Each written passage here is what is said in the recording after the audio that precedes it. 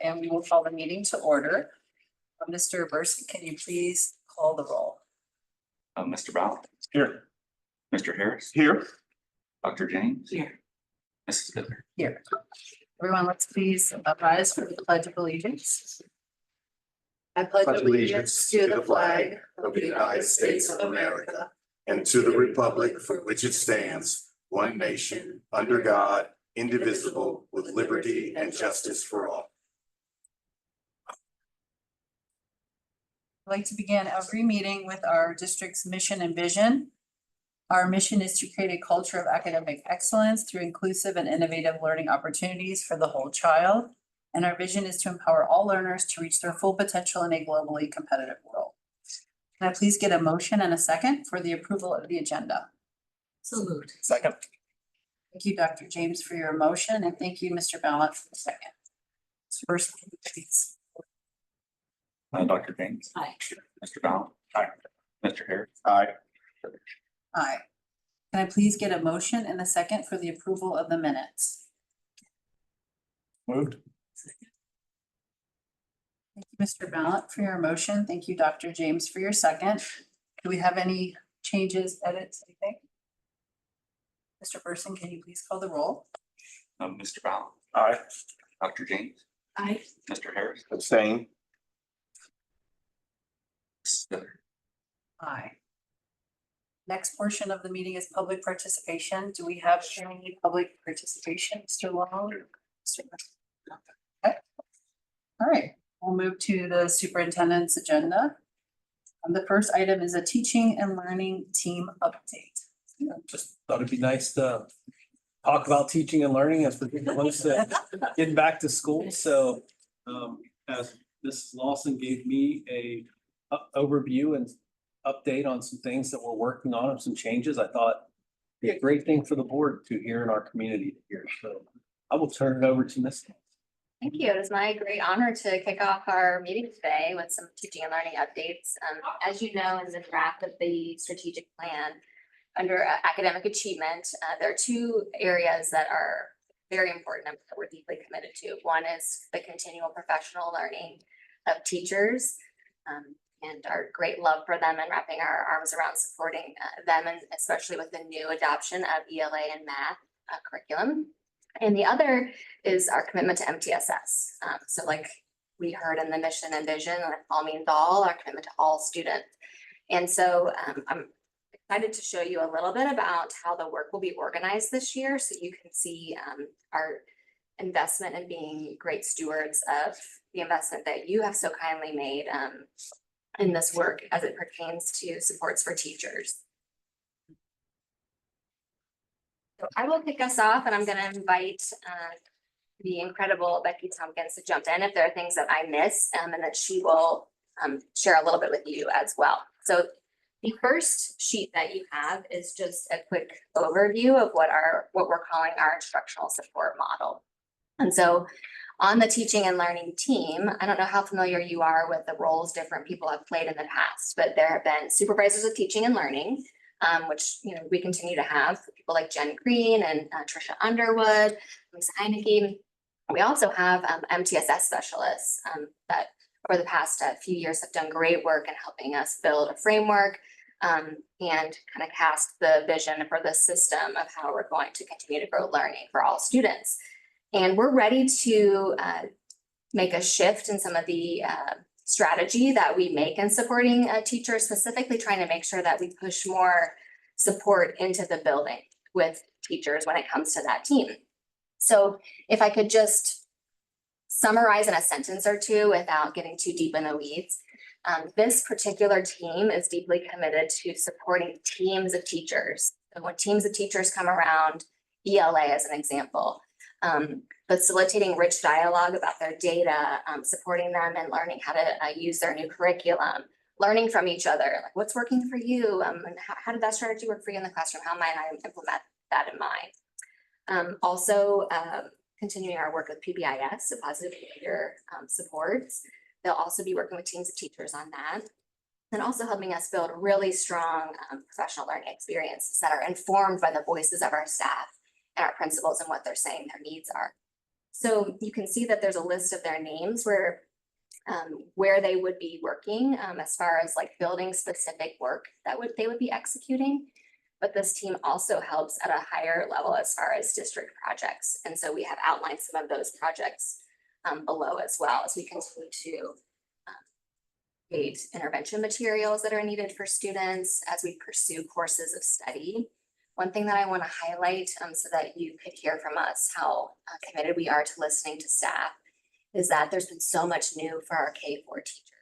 Many of them, if you're teaching all 4 contents, you're embracing a new ELA and math curriculum simultaneously. That's quite a heavy lift.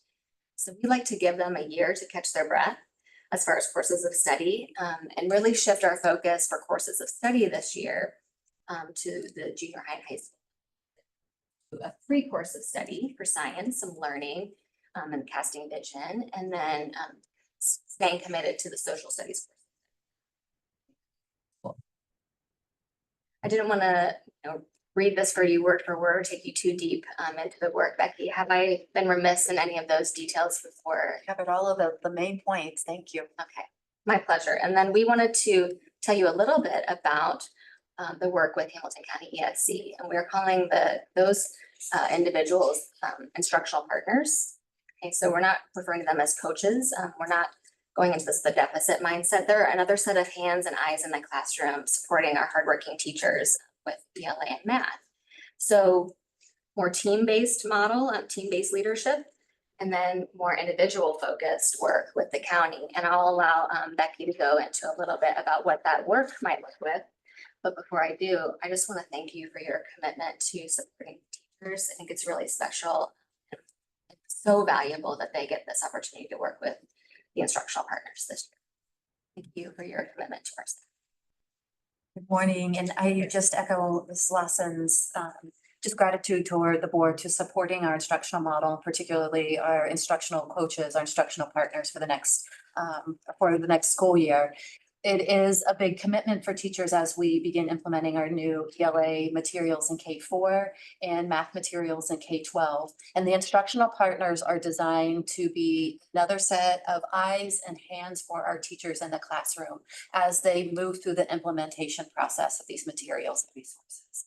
So we have our cadre of support staff from Hamilton County who are trained coaches and who have expertise within the content areas of both mathematics and English language arts. And we have met with the building administrators to share the cadence of how the instructional coaches will work within the buildings, being very mindful of this model will need to adjust as we move through the school year. Q1 is going to look a lot different than Q3 as teachers really get into those materials and resources at the beginning of the year. So the instructional partners are intended to work side by side with individual teachers. As teachers need help in understanding the material and resource, want some co-planning, some assistance within the classroom, that coach is there to respond to that need. The coach will also be working with the individual teacher, with that individual teacher having a voice with how that coaching relationship might evolve over time.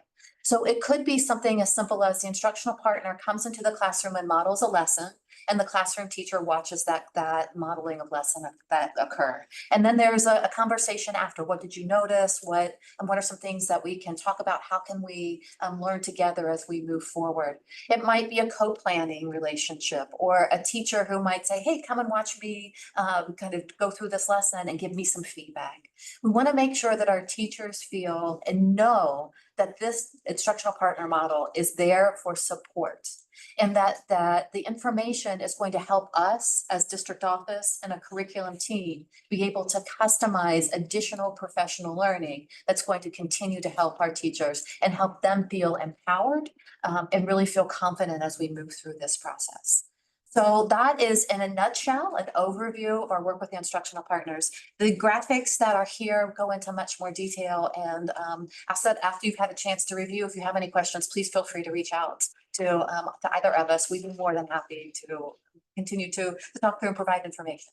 I think Becky alluded to this, but I just want to emphasize that there's a note at the bottom, some assurances that when instructional partners are working individually with teachers, that information about how the lesson went for an individual teacher is not to be shared with district office administrators or principals in the building in order to ensure that that psychological safety is in place and that there's truly the opportunity for them to learn and grow together. And so it doesn't feel in any way evaluative.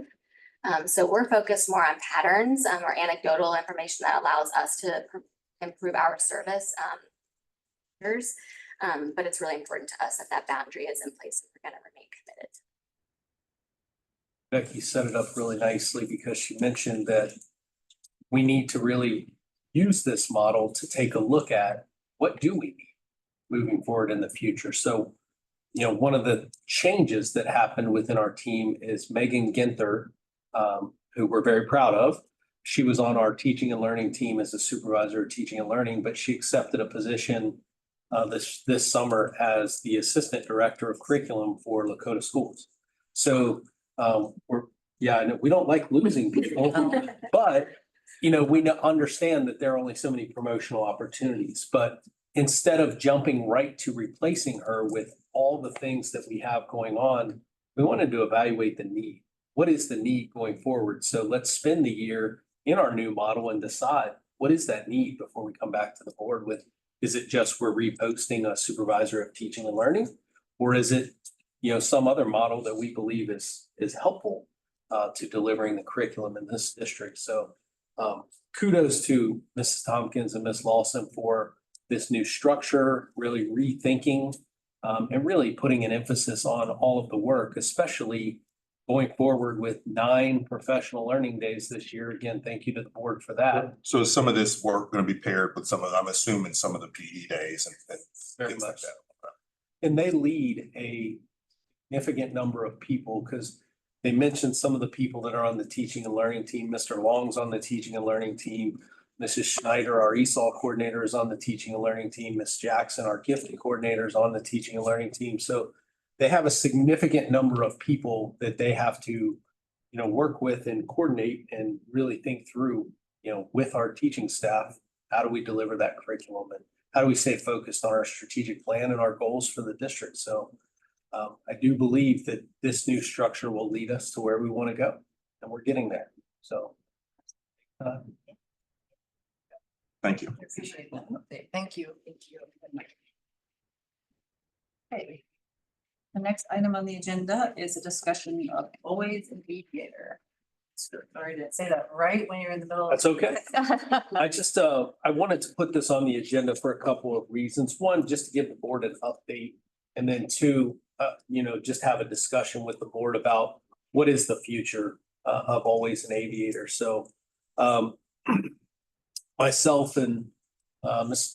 Lovell and I think Ms. Logan may have missed that meeting just because she's been going back and forth with her issues. But we met with the boosters because the boosters have been collecting all the donations of $5,000 and under for the past few years. And, what most people probably don't know about our booster club is that they cycle out of their roles pretty much every year or every other year at the latest. I think what is happening is that they would love to get out of the Always an Aviator business. They came to us and they would like to make that transition to the district. And if you recall, the reason that we started out that way was because when we started Always an Aviator, we were looking for very large donations for a multitude of projects. And, we've accomplished some major goals. I mean, I'm very proud of the fact that we've accomplished building a stadium and maintaining our commitment to the community of not spending more than $2.5 million on the actual facility of building of the stadium. And then obviously the natatorium project was a huge success with numerous donors of both of those projects. But the reason we went that direction is we needed to have Greater Cincinnati Foundation as a partner to be able to convert stocks and do those types of things that we as a district cannot do. The boosters jumped in because the Greater Cincinnati Foundation did not want any donations under 5,000. So fast forward, they've been doing it for a number of years. And again, you got to remember, they're all volunteers. They're not hired employees doing this work. So I think their the excitement has dropped for doing that work, and it's really about how do we transition that. So we asked them to give us a little bit of time. We asked them to give us till the end of the calendar year to come up with a plan of what is that plan going to be. Certainly, if it's just donations, checks and things of that nature, we can take those in the district, and that's not difficult. I think what we're all worried about is the long-term sustainability of the Greater Cincinnati Foundation and how that partnership has worked. And really the long-term viability of, is that really the process? I would say the second piece I would love the board to consider is it time to put away Always an Aviator, that campaign has ended? And my recommendation would be when we're going after projects now, it should be very specific. Like, we're not raising for all these projects. We're really raising, as far as I can tell, baseball and softball remain. And we have the scene shop at the theater. That's realistically all we have going on right now, or that people are discussing. So I know we've talked about a foundation in the past. My other recommendation would be Miss Logan has worked with someone in Mr. Lampety's firm about the legalities of this. And I think we should take that meeting with someone from Bricker, Braden, to learn more as a team about what does that look like? What are the legalities? Can it actually be something the board can support, or does it have to be completely separate from the district to get started? Because I know at one time we talked about the board supporting, hiring someone and paying their salary for 2 years. We just want to make sure that that's allowable. I don't think any of us want to get in trouble for trying to do the right thing. So I think there's some questions there, and I think there are some future meetings that we need to bring in some, I'll say, consultants to help us make some decisions. But I think the long-term viability would be, it's probably time to end the Always an Aviator campaign, find a path that would allow us to take in donations and, just pursue those projects that we still have remaining. So, Mr. Lovell, did I miss anything in any of those components? So. Yeah, I mean, I support pulling it away from the boosters. I agree with everything you said. They're volunteers. It's not their jobs to be processing donations. I think, to me, the bigger picture goes toward the foundation. And I think we've started down this path several times and we've stopped, or we've not made progress for various reasons. I personally think it's time to relook at what we can do from looking at the whole district as a foundation, not just looking at sports or not just looking at the theater. I know there's community members who would like to donate to the district versus to sports. I would like to learn more from a legality standpoint. Obviously other schools do it, so there's a pathway to do it. And that's the direction I would like to see us go. Get away from looking at only for sports facilities or only for a scene shop, and look at the big picture of how we can raise money for the district. Scholarships. Go ahead. Well, and again, I want to, I guess that's a side meeting, is figure out where we are with baseball and the fundraiser. I know we had talked about that, kind of left that at that one meeting, like, just to find out where we are, what money the foundation, Greater Cincinnati Foundation, has gathered for baseball and things like that. Because I know there's a lot of people who want that project to kind of move forward. And there's kind of a time element to it as far as, Dan and things And like that. I can give you a quick, short update on that if the board's interested. Why don't we go ahead with that, and then I can come back to that. Yeah, let's talk about the foundation question first. I think just for your. So again, I kind of agree with Paul. I think we need something where it's kind of an overarching thing for people who want to do that. I think we're in a place, we've got a big advantage in the place where we're located socioeconomically, where people feel like they want to do things like that. And they want to do, my child was in play, so we want to give $15,000 to the theater or $15,000 to the high school to do something, blah, blah, blah, blah. And we should be in a position to do that and take advantage of things like that. So, and if a foundation is something that will allow us to do that, I think definitely something we need to look at and move forward. So. Yeah, I think because I've been so involved with this the whole time, my feeling is I was with Jenny when we actually saw the attorney who works on foundations, at the Capitol Conference. Awesome. So I met her and it is very, very complicated. And what I think is, I think it would be very helpful if we met with that attorney, with Jenny, but I feel like the whole board, this is not something that is gonna be easy for you, Chad, to say, or Mr. Sorry, No, I just agree. to say, okay, here's what the attorney said on this.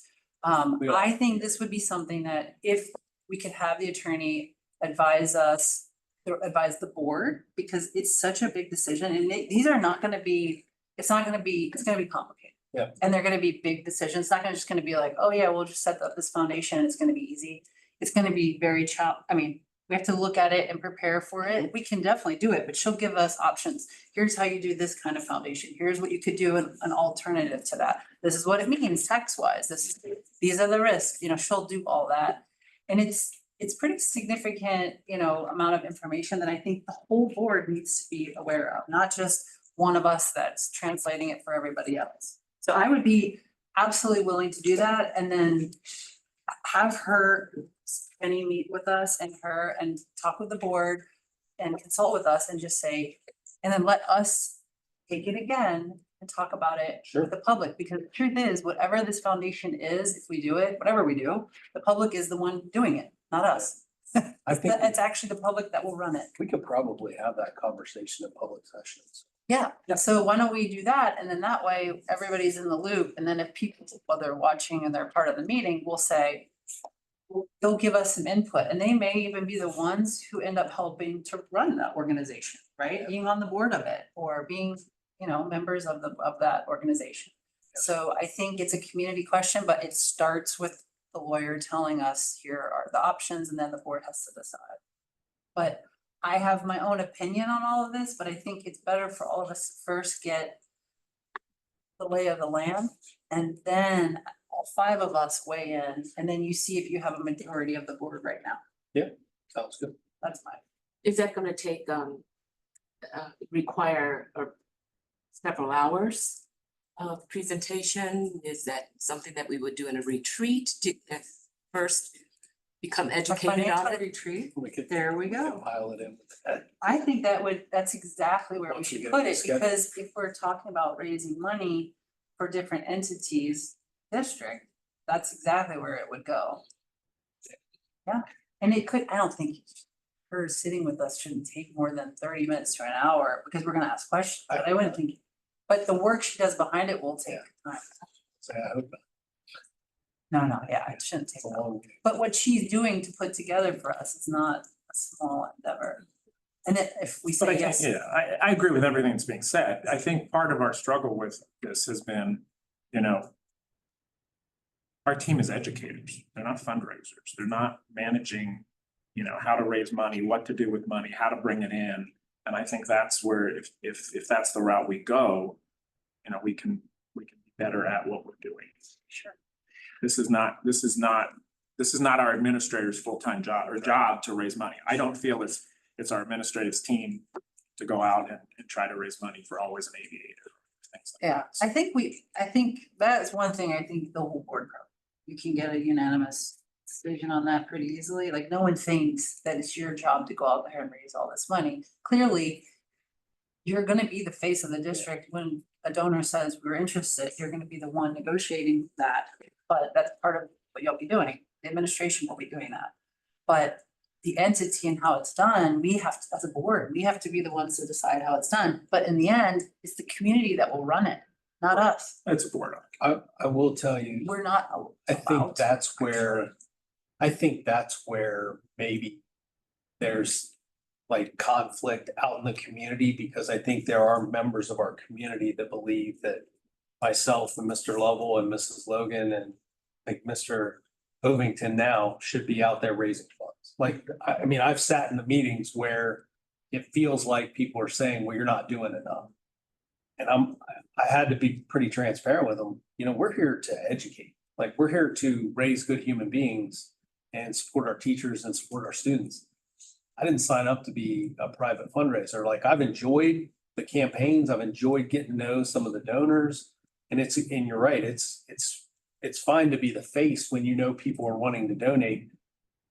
I know it's a skill because I've talked to enough fundraisers that it's a skill to go out there and raise funds. And, I've tried my best and we've been somewhat successful, but I'll just say on behalf of my team, you just heard our focus is on academics. It's not on, And that's where we want it. As it should be. Yeah. and I appreciate the support of the board on that because it stings when you go to these meetings and people it feels like and their frustration's not necessarily, I don't think with us, it's just the overall, they really want something done and they're not. I also don't think progress.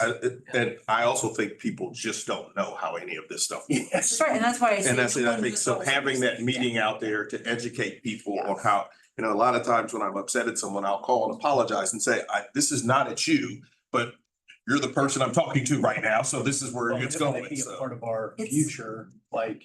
So yeah, I think we're all in agreement to bring somebody in to talk about We it. need a vessel, the district needs different avenues, we already have Operation Give Back, we have Sycamore Bridges, we have boosters, we have PTOs, we have different groups, but sounds like we need to consider an additional option, maybe, I mean, that's still up to be determined, but figure out a way to create more vessels for people to be able to donate. Yeah. And then but we have as a board need to make that decision, and it's gonna be something that we need to make an educated decision about. And the way we do that is by you and Mrs. Logan Mr. Person bringing the attorney to us to advise us on what our options are, and then we decide, right? Mrs. Spinner, we'll circle back, both Yep. Mrs. Logan and I'll circle back with you, Yep. start talking about dates and. That'd be great. Yeah, That's, I think that's a great idea. All right. Yeah, and I just wanna also just point out, like, I know that we and this might be for the people watching eventually when they watch this.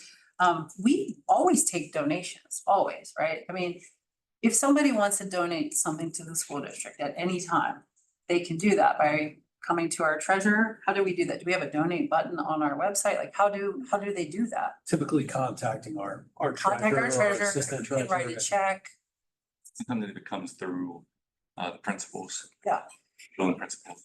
Yeah. To us. And you could also earmark it for whatever it's needed, right? So if you say if the person says, I really love theater, they could write a check and give it to our treasurer and to our school district, and you can add that to our budget, or, add that to, To the theater funds. yeah, theater funds. So it's not that people can only have to go through the Always an Aviator to donate. Saying that to everyone watching this right now, please donate to us. The district always will be very happy to take donations, and we appreciate all of them. All right, Ready the for the next next item, yes, going on to the same subject, and I also just wanna say everything in education is changing. So we all have to, I remember Mrs. Weber saying this when she was here before she retired. It used to be that the schools would pay for everything. The district would pay for all of the stadiums, all of everything. And now the costs have gone up so much, and the world is just changing. So now we try to find partnerships that are private. That wasn't done in the past, but now it is. So you have to be able to change with the times, right? And that's what we're trying to do. So it's not something typical that a superintendent would have to go out and fundraise. That's not what you should necessarily do. Yes, you might meet with somebody, but I think the community needs to understand that it's become more complicated and complex. And I think our board is doing a very good job of trying to figure out how to meet the change, and that's what we'll do. We'll get it done.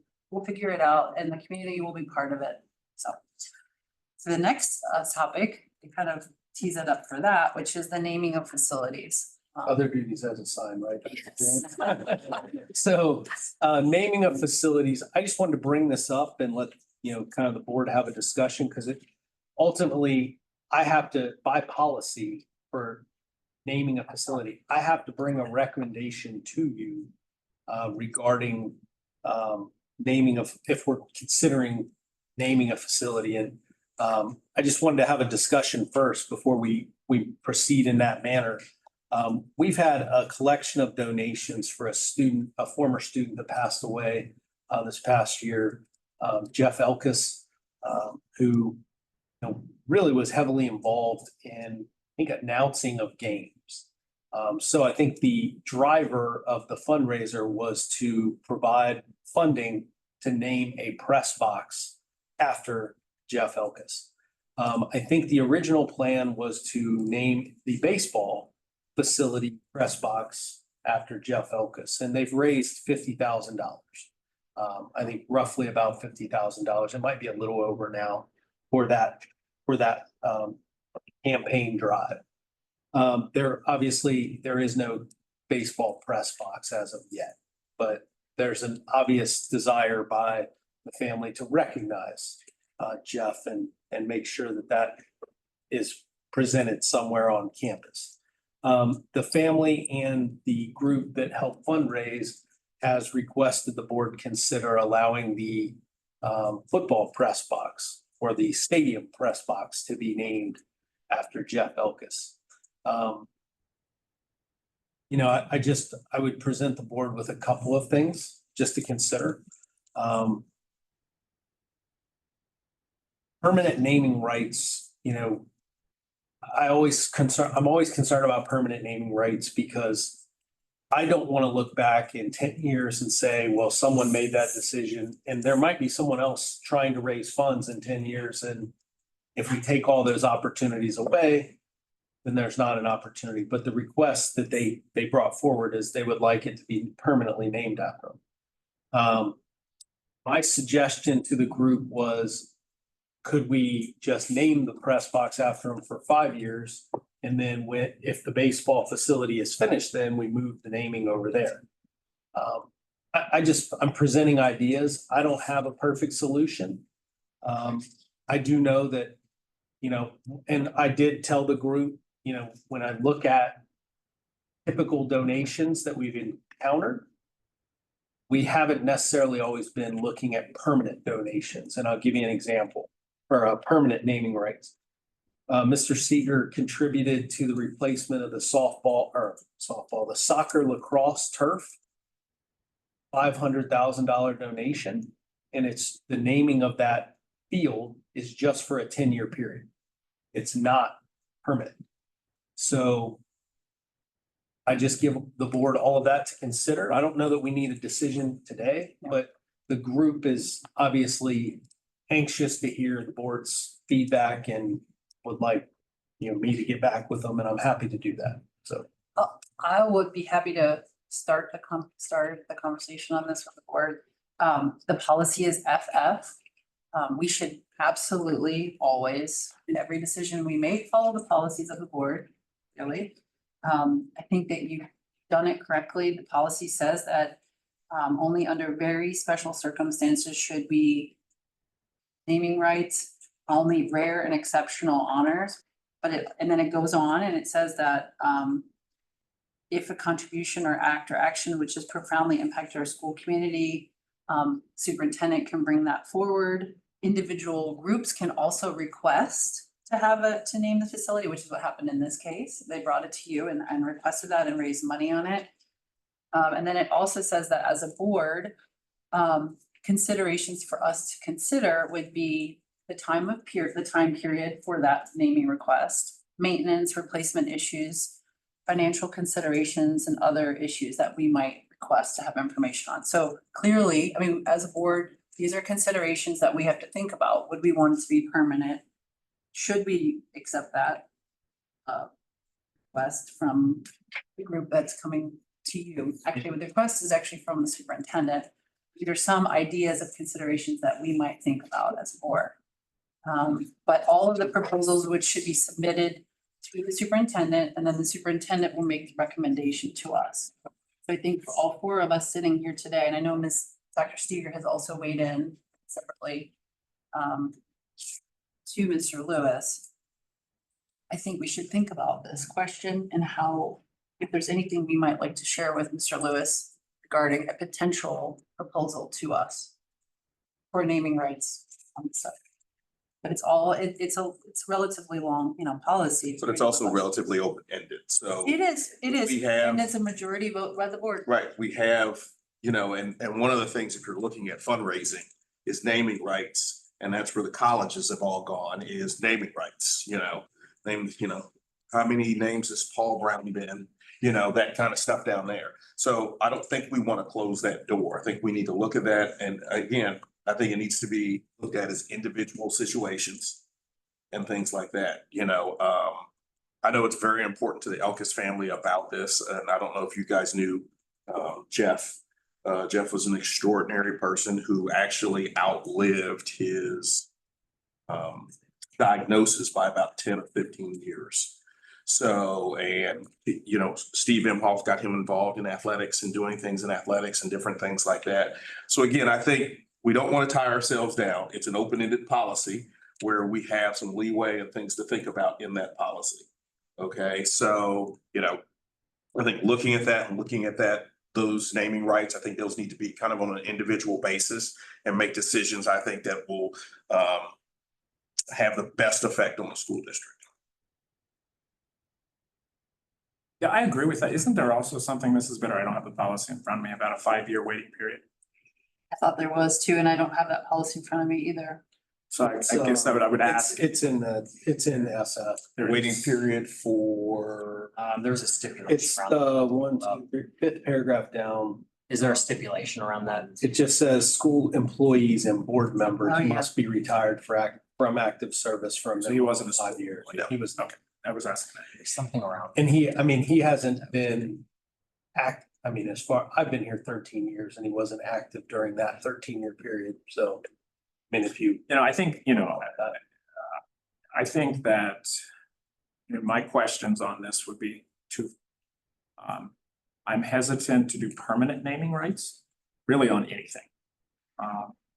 Because it's my intention that the multi-use stadium is going to be there a very long time. To tie naming rights down for something permanently is a concern of mine.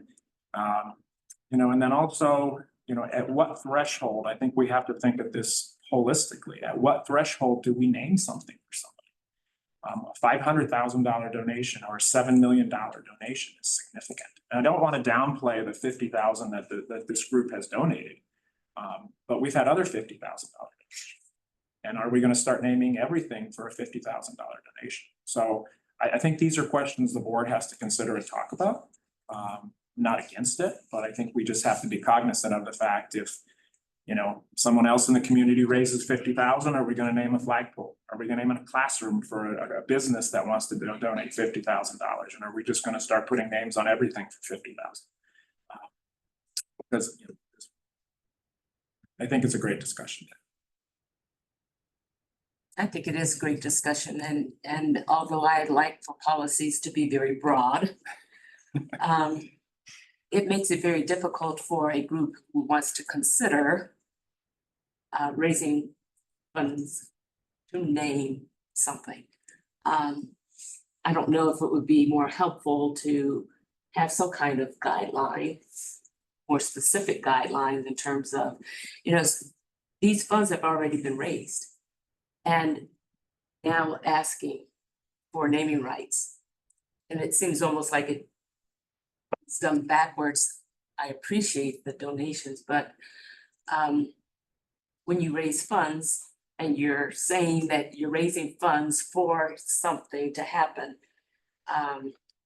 makes it very difficult if it doesn't. I think the 50,000 would have been an appropriate donation, because a baseball press box is not very large. It's not very, I don't want to say it's not very visible, but it really isn't. Where our baseball field sits, it's really not very visible. So I think that was an appropriate thing. I believe, and I don't know if our former athletic director had other conversations, but and I'll check back with the group, but I believe that was the commitment, was the name of the baseball press box. that was the original So, intent. and to your point, I think the frustration they're having is now we have a press box that's not there. We've done our part. Can I say something also? Just, I kind of had a chance to really try to review this policy in advance. So I've had a chance to think about this a little bit more, but naming rights isn't just about donating money, right? That's not what this is. It's not like if you can donate $1 million and you can maybe have a naming right for the thing. Another avenue to get the name is to go through a process that is determined by, clearly by the board policy, but also by the superintendent. So if the superintendent decides that there is some rationale or narrative or some, and these are the words in here, some justification to honor the incredible achievements, let's say, instead of money, it's achievements or some extraordinary attribute of a student or a family or someone, then the superintendent has a process that they can bring it to the board. So that's what this one is supposed to be. But it Yeah, also says at the beginning of the policy, and this is true, Sycamore has incredible a number of human beings that make significant contributions every single day in our community. We know that. It is, this is not the only person. There's so many people who do this. But this is basically saying that our superintendent has made a decision based on the information that he has received from the people, Mr. M. Hoff being one person who has had a very significant role in our district over many, many years, bringing something forth to our community about a student who demonstrates something that he finds to be very, very valuable. That's really what we have to consider. And But I think- everything everyone's saying is correct. But I think is what's missing to me. Yeah. You know, I'm not familiar with this. Yeah. So I think before I could make that educated decision, I would have to know more about And that- why he's being nominated. And that could be your process that you need to go through the process. I mean, Yeah. you can do that, obviously. Yeah. You know how to do Happy that. to do it. Yeah. I just wanted to have the discussion in public session so that we all are on the same page of what you need from me to come back to you. And I want to clarify a few things with the group of, you know, because just as you've talked, I've had other ideas that sparked in my head, so. Yeah. It'll give me an opportunity to circle back with them and then, you know, I think you all are right. We don't want to set a precedent and then not be able to maintain that precedent, because I've had this conversation with Mr. Imhoff before, not about Mr. Elkis, but just in general about, you know, like if a teacher passed away, how do I name a wing after that teacher? Because that's like saying there were no other teachers that worked in that wing that qualified as high as that teacher. And that to me is hard to like, and just use an example, like if we had a science teacher at the high school that passed away that was really well loved, how would I name a wing of or call the science department after that person? What about all the other science teachers that have worked at that high school? So, you know, it's difficult, but I think in this situation, this is a unique, I think some of that language at the bottom of the policy helps, because I think this is a unique situation where this young man gave up, and I'll bring more details because I don't know all the stories, but I know a little bit of what Steve has told me is that this young man gave a lot to Sycamore athletics and just dedicated lots of time and his voice. You know, he was known as the voice of the Aviators, and I think that's pretty awesome. So let me circle back with them and I'll bring you a recommendation based on policy, and we can have a And further you follow-up can discussion. recommend, you know, it's 5 years and then Yeah. it switches to baseball, once baseball. You can recommend all of that. And as far as the precedent goes, it says right there at the top, only in rare and exceptional honor should, under very special circumstances, this is not gonna happen very often. And it Yeah. just can't happen very often because that's the way our policy is written. It's great. So. All right, well, thank you. Yeah. All right, so the next item is the strategic plan discussion. And no discussion today, just highlighting that we wanted to make sure that the community was aware, because we get asked this question, well, when are we gonna see the final strategic plan? I think our hope would be August 21st. You know, this is really an important topic for the full board, and, you know, we'll tackle that at our evening meeting on August 21st and just make sure we're all in the same page, and hopefully we can get some thumbs up to move forward. And I know that you have sent some drafts to us. If you have changes, if you could send us a current form, just so Sure. the sooner we can look at it and digest it, and then ask us for, if you need feedback from us, request it. I know Dr. Steger has given you input, but all 4 of us, if you would like it beforehand or during the meeting, let us know I will how you tell would you, like us. What makes it Or if you- difficult for me is that it's not easy for me to accept feedback from one board member, because the strategic plan is all of ours. Right. So like, I haven't made any changes Sure. based on just one board member's feedback. Like, we need to discuss it to see, do the other 4 board members agree? Right, And if we do, then happy to make the changes. and let us justify if we believe we should or should not make the change. Like, we need to have more of a dialogue on that. Right, well, what I mean to say is, So if people are, if you people want have us to give feedback, us if they can bring it feedback, to the all meeting. four of us, if you, if you have something you want to say, it would be helpful, I think, to give Mr. Lewis that I would love- information sooner, because then you can weigh, based on all four of our feedback individually, you can say, okay, it looks clear to me that this needs to be changed or tweaked. But if you're only getting one, then you may not change it, but we can't clearly do that before the meeting. We have to do it only at. All I'm saying is all four of us, let's take a look at what we have and That'd be give great. feedback. If you have something that you feel strongly about, let it be known. And this And is we'll talk better. about it in the meeting too. I just think it's better to do it because it's such a big thing. We don't want to be changing things right then and when we might have to change things right then and there, but sooner the better. And Mrs. Jer, if you don't mind, so we're getting ready to go through a long list of contracts. Yep. Do you mind, I asked these individuals to be here just a quick, because they've got things going on at their buildings and they need to Of get back to, so they came for superintendent other, because I wanted, Yeah, I was gonna share with you about our administrative retreat but then I thought, well, who better to talk about it than people that sat and experienced things? so Mr. Burson, can I just, we can go out of order, right?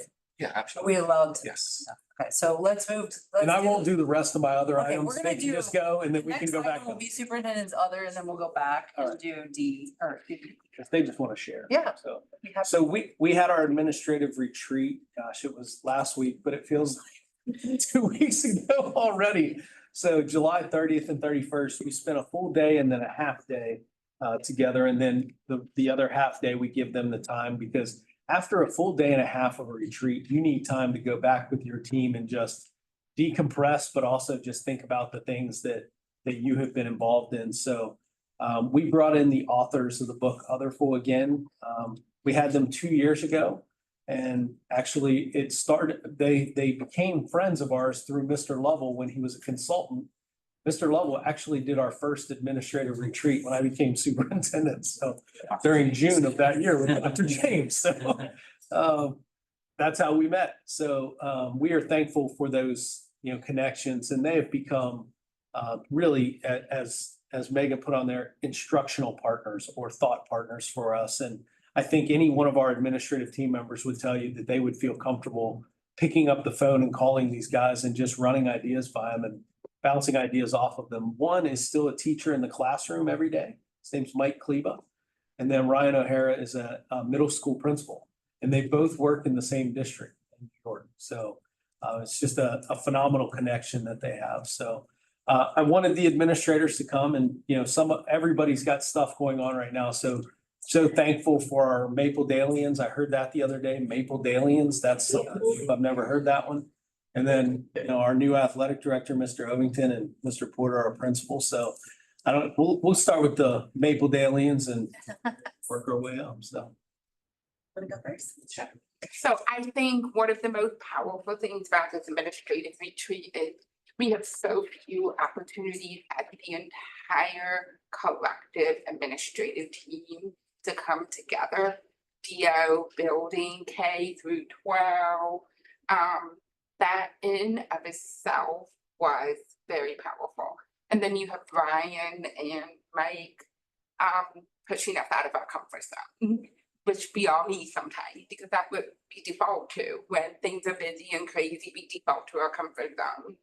And really just thinking about transformational and positive leadership and what that looks like and how we can practice those skills to be those leaders that our teachers and students need. I just heard you say there's a lot of changes going on in education, and who's feeling it the most right now are our teachers. So how do we best support our teaching staff so they can do what's best, which is love on our students and teach our students. So it was very, very powerful. Tears, lots of laughing, vulnerability, people admitting things that can be hard to admit sometimes, especially in a large group. And it was just really, really I'll piggyback on that. My coat, Maple Dalian. Being a new person, I thought, what a authentic way to build trust and vulnerability. Because I think that's hard when you're new, whether you're a new student, a new teacher, but to be in a new administrator in a very well-run system, this was a great opportunity for me to not only learn more about our partnership, but also the collective partnership of the administrators. So many great nuggets. I took notes because I didn't want to get off on a tangent, but I appreciate our presenters talking a lot about the double loop learning. And so is it working and how do we know it's working? So that's a great way to have conversation with the adults in our building, because oftentimes this is very personal work for teachers. And so how do I support them as a leader? But then also how do I check myself and make sure that I have evidence that says that what I'm doing has an impact and it's working for kids. And so I thought that was beautiful. And then also acknowledging that we are both the problem and the solution. So two things can be true. And so oftentimes I present myself as wanting to solve everyone's problem, take a step back. We talked a lot about hitting pause and allowing our teachers to be very reflective, which isn't natural for educators. Oftentimes we're just going, but how do we give them permission to solve their own problems and be okay with whatever that solution is? So it was very powerful and very eye-opening, not just in our professional space, but we learned a lot about ourselves as adults that we can take in our personal lives as well. So kudos. Yeah, so to piggyback off them, kind of like what Mindy was saying, it's like one of the few opportunities we really get as a admin team to kind of connect together. And, you know, it's kind of a cliche, but leadership is lonely a lot of times. So getting in the same room, having people be vulnerable, and really kind of having that bridge throughout the course of the year. Like some administrators, I won't see a ton, some I will. And so it just gives that connection right off the bat. Some of the things, like I literally went back to my office after that and wrote press pause on my whiteboard and circled it. And it's like in a different color. So just making sure I press pause all the time in certain situations. But the biggest thing I thought was intentionality. A lot of times you can go to those retreats and you talk about all the things that are coming down the pipe and all the different initiatives and all the different things that are happening. And you leave that, you're like, oh my God, right? But I think what was intentional about it was that it laid a foundation, right? So it was really about giving you a foundation for how to handle these things that are going to be coming our way. And that's really what I walked out of there with, was just a mentality of, okay, when all this stuff is going to happen, it's going to happen. There's going to be good, there's going to be bad. Here's kind of my foundation that I can, like almost like a box, you know, a tool belt or whatever it might be, right? That I can handle these situations as it goes throughout the year. So that was my biggest takeaway. Yeah, I thought it was a really valuable experience. You've heard a lot of the nuggets already. I'm sure Chad will share more. But I had a few things that really just, I thought mattered quite a bit to our team as a district, but even to the high school. And that's being able to like follow the model in a very like humanizing retreat, a humanizing professional development session. Even the title of the book tells you like what the work is about, which is improving schools and lives of students through other people. So for me, it was a perfect reminder of, you know, like Superman doesn't exist, right? And the only way for us to really be able to impact change and help our kids is by supporting those around us. And that's really supporting our teachers. So that was a perfect message, I thought, for me individually. We've already replicated some of the things we learned from Mike and Ryan. We actually had our building leadership team retreat just this week. And really the entire day was an opportunity for us to remember our purpose, just remember and reflect on our why. We did several different exercises to help people fine tune, like, why am I here? Why am I continuing to come to this challenging environment with all these moving pieces? And the amount of vulnerability that we could have at the building level, I think we could really do that because I just witnessed the model along with our other admin from the guys from Otherpool. And so just having our district organize such an intentional opportunity for us to be together, replicating that at the building level, I believe it'll really like help us go to get start this school year and even beyond. My last note is, I remember this from a few years ago with Mike and Ryan. They have this acronym of FIRE. I'm sure we all know what this is, but all the things that we do as people, as leaders, as teachers, it's rooted in like your fears, your interests, your responsibilities, and then your experience. And so we do these exercises to where you write those items down, and then you kind of do this thing where you share them around the room. And it really just grounds you, humanizes the fact that each and every one of us in this room has something that we were fearful of, we have interest, we have responsibilities, we have experiences. And so being able to reflect and honor that in each other, I think is a really good way to start the school year. So I'm grateful that we had the opportunity. Chad, Brad, thanks for making it happen. We've already taken that model and tried to bring it to the building level. So it was awesome. Mrs. Elby is gonna share from a district perspective. I was hiding in the back. Yeah. You know, I think there's so many professional learning opportunities for leaders to attend. What I love the most about Mike and Ryan is there's this really pure, authentic friendship between two people that started as educators together, moved into different roles and leadership responsibilities. The way they play off of each other is just so engaging to get an entire room full of district administrators in a space where the computers stay closed all day, the phones stay turned over all day, and there is true engagement. Is, you know, it speaks volumes to their impact that they've had on our team. My favorite part is that they don't have answers. This is not you standing there, you know, listening to a speaker that says, do this and this will happen. It's really about considering the possibilities through self-exploration, through team exploration, and through teacher empowerment. And that's really their message. So what I would say to you is it's the best kind of learning because it allows us to put our Sycamore stamp and our Sycamore spin on how we want to take that learning and apply it to our community here to serve our families and our students best. But it's just authentic and a great reminder that as a leader, you can develop these really powerful relationships with the people that you serve alongside and the people that you serve and really drive and impact change because they were doing it to us as teachers, right? So that was a really cool, for me, probably the coolest dynamic of it all. Lisa, I think they said something to that point of being pilgrims, not prophets. Yeah. So I think you're spot on. Yeah. So it's second time I've been in a learning opportunity with them, and by far in 27 years, the two most impactful that I hang on to and resonate. And I struggle to remember what I did yesterday. So for me, it's really great. Any questions for any of those wonderful people before they take off? I hope you're gonna get some wonderful rest before the very, very first day of school. I not a question. Thank you for all that you do. Thank you for sharing that information with us. We really appreciate it. It's great. It is really helpful. Thank you I appreciate the updates. I think it's a great way to kind of give us, we see sometimes the posts on social media or we get emails, but I think it's really nice to hear how it's impacted you personally. So, and professionally. So thank you. Yeah, I think the voice of the leaders instead of, no offense, but. Leaders. Thank you. Well, and stay tuned because, you know, I will say as an administrative team, they have requested to be in front of you more and have more opportunities to present and talk with you. And I think that's always positive because, you know, you have to have them here to hear from them to get the right, you know, what's actually happening within their building. So I think the more opportunities that they can come and share, the better. So we're gonna plan out those opportunities for the year. It's a great idea. I mean, I think our board, we're advocates for you.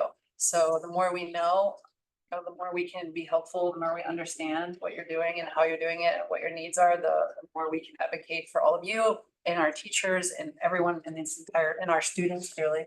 All of this is because of the students, right? So we all do a good job, then the students are gonna benefit. So thank you.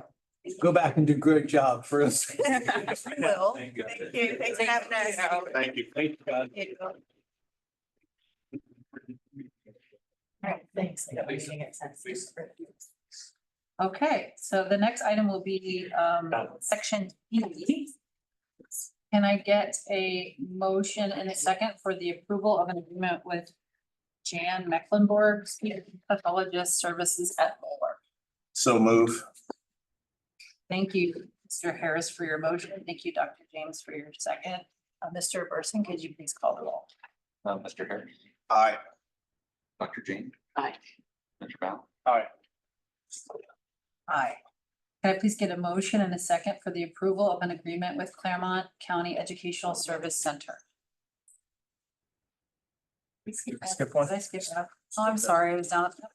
Let's not go to F yet. Can I please get a motion and a second for the approval of an agreement with Emergis Healthcare? So moved. Second. Thank you, Mr. Ballant, for your motion. Thank you, Mr. Harris, for your second. Mr. Burson, please call the roll. Mr. Brown. Aye. Mr. Harris. Aye. Dr. James. Aye. Can I please get a motion and a second for the approval of an agreement with Claremont County Educational Service Center? So moved. Second. Thank you, Mr. Ballant, for your motion. Thank you, Mr. Harris, for your second. Mr. Burson, could you please call the roll? Mr. Brown. Aye. Mr. Harris. Aye. Dr. James. Aye. Mrs. Smith. Aye. Can I please get a motion and second for the approval of an agreement with Key Behavioral Services? Second. Thank you, Dr. James, for your motion. Thank you, Mr. Ballant, for your second. Mr. Burson, please call the roll. Dr. James. Aye. Mr. Brown. Aye. Mr. Harris. Aye. Mrs. Smith. Aye. Can I please get a motion and a second for the approval of an agreement with Positive Education Program? So move. Second. Thank you, Mr. Harris, for your motion. Thank you, Mr. Ballant, for your second. Mr. Burson, please call the roll. Mr. Harris. Aye. Mr. Brown. Aye. Dr. James. Aye. Mrs. Smith. Aye. Can I please get a motion and a second for the approval of an agreement with Comprehensive Concepts in Speech and Hearing Incorporated? So moved. Second. Thank you, Dr. James, for your motion. Thank you, Mr. Harris, for your second. Mr. Burson, please call the roll. Dr. James. Aye. Mr. Harris. Aye. Mr. Brown. Aye. Mrs. Smith. Aye. Can I please get a motion and a second for the approval of an agreement with Kathleen Mead, speech language pathologist? So moved. Second. Mr. Ballant, for your motion. Thank you, Dr. James, for your second. Mr. Burson, please call the roll. Mr. Brown. Aye. Dr. James. Aye. Mr. Harris. Aye. Mrs. Smith. Aye. Can I please get a motion and a second for the approval of an agreement with Maxim Healthcare Services? So moved. Second. Thank you, Dr. James, for your motion. Thank you, Mr. Ballant, for your second. Mr. Burson, please call the roll. Dr. James. Aye. Mr. Brown. Aye. Mr. Harris. Aye. Mrs. Smith. Aye. Can I please get a motion and a second for transportation and practical? Do I need to read the resolution? Or the resolution for transportation and practical? So moved. Second. Thank you, Mr. Ballant, for your motion. Thank you, Mr. Harris, for your second. Mr. Burson, please call the roll. Mr. Brown. Aye. Mr. Harris. Aye. Dr. James. Mr. Lewis, I know we did other already. Do you have anything that you would like to say? 3 quick items. Staff opening day is Thursday, August 8th. So that's exciting and we'll welcome back all of our staff. This will be year 2 of bringing the entire staff to opening day. Please remind us of dress code for the board. Casual, Casual. spirit wear. Spirit wear. Got it. Spirit wear, please. Okay. And we'll do it inside this year instead of outside. So a little warm during the summer, but Okay. and we are not providing breakfast or donuts. We realize that people don't eat donuts and they bring their own coffee, so we're providing lunch this year. So it'll be a buffet style lunch, so we would love the board to stay and Yeah. if you have time to Absolutely. join us for lunch, it's gonna be a great lunch.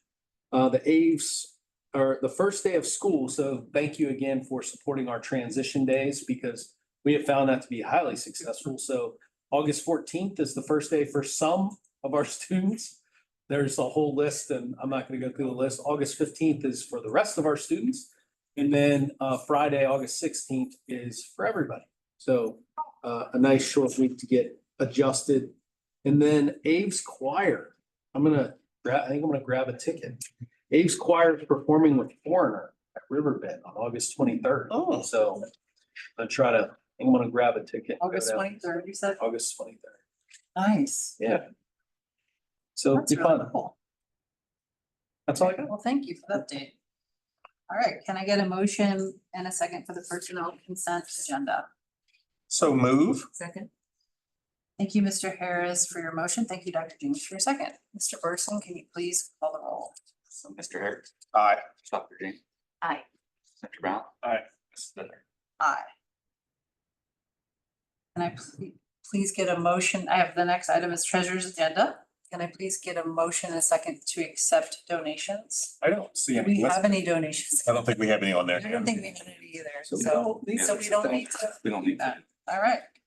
Okay, so we'll move to the next item. Other board business. We need to First item is we need to appoint a voting delegate and alternate to the OSBA Capital Conference, which will be from November 10th through 12th, 2024. The Ohio School Board Association has its Capital Conference in November. That this is something that the board attends. I think you both of you attended it last year. We need a delegate. Mr. Ballant, would you like to do the honors of just kind of describing that? What that is to our two new board members? Or would you like to volunteer to do it? It is a pleasure to review the agenda of OSBA and then to vote on behalf of the board to accept their agenda or not to. I don't know if you have anything else you want to add to it. Yeah, that's right. If there's all of the school districts that are members of the OSBA will have the opportunity to, there's a platform that's created that just demonstrates our commitment to educating students in Ohio, and we have to send a member that will be the delegate to vote on behalf of Sycamore. And there'll be a briefing that will occur, and it's usually online. They used to do it at the meeting, like in the morning, let's say on the first day, 8 o'clock in the morning on a Monday. But I think they do it virtually now, so you don't have to do that, but you do have to attend the delegate meeting where you approve and adopt the delegate. While up there. You're Yes, there at the yes, meeting, it's and it's starting. usually starts at say 2:30, and usually you're done by about 3:30. So, yeah, that's Sometimes you're not- usually how it Sometimes works. you're not. And sometimes Sometimes you're you're there a not. little longer, but we will definitely save a seat for you at That's dinner right. if you are that person. Why are you looking at me like Cause I've that? done it a couple of years, so I was thinking maybe, I would be honored to be the OSBA it's, delegate All to the right. Capital Conference. okay. And now we also need an alternate, just in case you don't. I think they bailed. I mean, I'm happy to be an alternate. Okay, Dr. you do James, if alternate? you'd want to be the alternate, I just. Go ahead. Okay, so you'll be the alternate, okay, You're so not- then, you're not back. Mr. Burton, so then so what will happen is you'll get an email, you'll let them know, right? Or James, or Ms. Logan will let them. So you're gonna receive an email, and then what you have to do, alternate and delegate, is let the board know, you'll get the sheet and you'll just forward it to us once you have it. And then afterwards, you get to tell us everything that happened and give us updates, should you need to do that, okay? This is good. All right, that was good. Okay, next item is board policy committee meetings. This is we put this under other board business, but really, Mr. Lovell. Sure. I'm not sure exactly what the situation is, but there's a timing, you wanna sort out some timing issues. Yeah, so I think over the last couple of months, we've had timing issues in general with the policy committee. We adjusted it from 4 to 6 PM to go to 2 PM, but it seems like during the summer, it's just difficult to get any meetings done in general, just due to vacations and other things that are going on. When we looked at the policy meeting for this month, it lands on Thursday, which is our all staff orientation back. And so that created a barrier. Plus, I know a couple of our board members, we needed to switch the time as well due to work schedules. So I think that what I desire out of this conversation is more of just trying to figure out what is the best timing moving forward. And I recognize that we're really only talking September, October, November, December, because in January, the board at the organizational meeting will reset the calendar anyways, and those that are representing policy from the board perspective. So I don't know how the best way to approach it. It's really, Mr. Harris and Dr. Seeger that we need to really maybe look at schedules. So I'm happy to touch point with you outside of this meeting. For us, we are internally, we can adjust our calendars. We can kind of make whatever work. Right now, we are caught up on any type of policy coming from the state. I say that with hesitation though, because the governor just signed a new bill into law that has a lot of impacts for us. But really, we have some internal policy that we need to bring. So we need to be meeting every month. That's a priority. Because we need to get some of these policies through and have discussion around them. So I'll just lay that at the feet of the board, however you want to proceed. Yeah, I think it's gonna be. Yeah, I don't You- mind, Steger. yeah, I don't mind sitting down with Mr. Lovell and Dr. Steger and trying to figure out days that would work out and everything like that. So Yep. you know, alternate them with, you know, board and agenda planning weeks and that kind of stuff there. So so I that's. think that was probably the big. I think that was the bigger issue too. Sometimes we'd have an agenda planning Yep. meeting at the same time as policy. Yeah. So we can sit down and figure Okay. that out. Great. So Yeah, and I'll reach out to you because I'd love to get one on the books within the next 4 weeks or so. Perfect. Just so we can stay ahead of things. And it's a board committee and you'll put all the dates on the, Yeah. if you have them, you'll put them on the Yeah. website. We need to update it because the ones that are on there obviously represent the ones that were pre-selected in January. And moving forward, it might be helpful if we just post on the website maybe 3 months at a time rather than trying to tackle the whole year.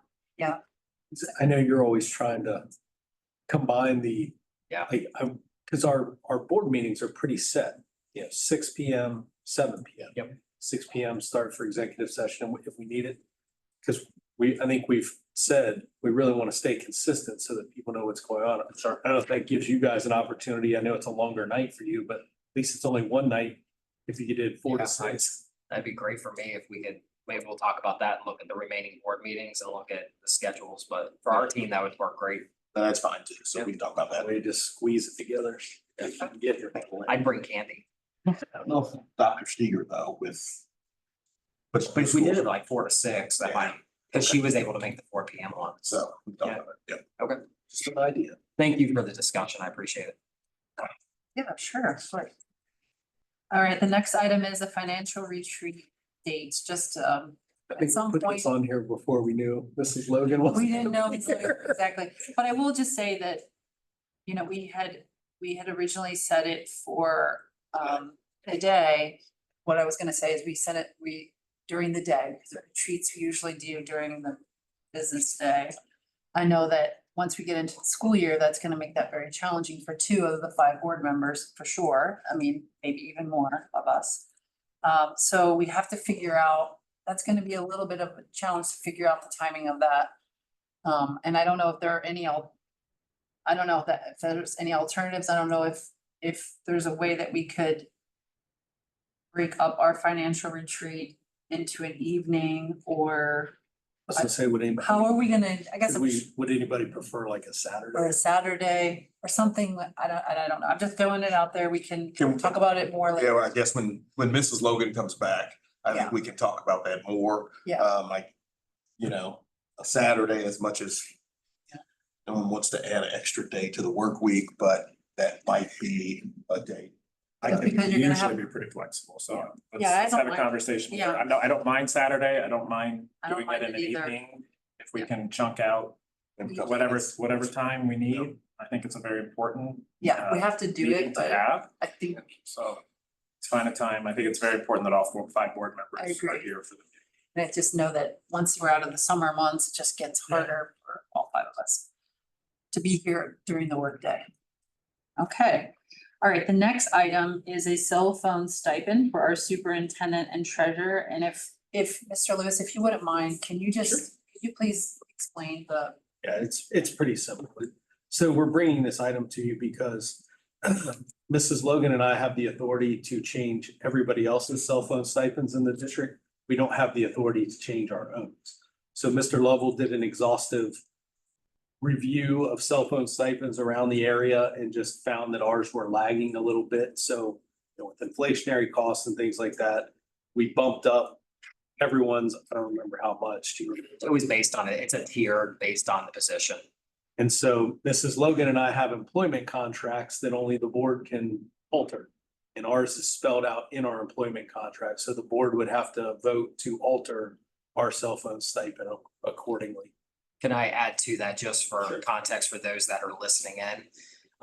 From the business operations department, we tackle cell phone usage kind of in 2 ways. Either we purchase a phone and have the plan that we own as a district and we distribute that phone. So think about custodians, child nutrition, those folks, or we issue a stipend. Part of the review that our department did was looking at the cost that we were paying for plans, data plans, phone plans, everything like that. in relationship to what we were offering as a stipend. And so what we did was we looked at what would be the most cost-effective way to manage those moving forward. So we were able to cut a lot of our cell phone plans that we had in the district to issue those stipends. And so that was a component of all of that. So there was an adjustment that was made and we issued more stipends, but we reduced cost on the back end from having to pay for the upgrades of phones every so many years, the lines, tracking phones down when people resign, that kind of stuff. So it was more of a comprehensive look to managing cell phones in general across the district. Does this belong in your employment contract? I mean, is that the right place for it so that the board has to make this decision every time? I think maybe that's a question we can ask our lawyer. I don't know that, Yeah, to me, I don't know this belongs in an employment contract. It may just be legally, like, I don't know if I can authorize my own, like, I don't know if Jim can authorize. I my get that stipend part of it, change. right. Yeah, no, the It part may right just be now, we legal. understand, because it's in We the. just need to do it so where it makes I sense. mean, I'm perfectly fine with, if we're lagging behind where that stipend needs to be and we've identified that, I have no issue with raising it. Same, likewise, we all feel, I feel that way too. We'll ask board council if there's something, if there's something that we should do to remove it from the contract, or if it just stays there. So is Just is it something right now then that we need to? We're not voting on this You right now. don't need to. We will Okay. do this, we Okay. will We'll do this at probably- another meeting. We'll do this at another And meeting. Okay. you'll bring to us what the increase in the stipend is and Correct. the amount and all that. That's right. This is just wanted to put this out there. Just so it's on your Conversation. radar. All right. Anything else under other board business that anyone would like to talk about? Okay. Then we'll move into our next item, our last item, which is executive session. Can I please get a motion in a second to enter into executive session to consider the employment, compensation, dismissal, discipline of a public employee, and the investigation of charges or complaints against a public employee, official, licensee, or regulated individual per Ohio Revised Code 121.22 G1, and to consider the employment, compensation, dismissal, discipline of an employee per Ohio Revised Code 121.22 G1. Okay. Thank you, Mr. Ballant, for your motion. Thank you, Dr. James, for your second. Mr. Burson, can you please call the roll? Mr. Bounce. Aye. Dr. James. Aye. Mr. Harris. Aye. Mrs. Bitter. Aye. We will enter into executive session and then we will not make any further decisions after that. So our meeting is not yet adjourned, but we are going to go into executive session now. Thank you, everyone.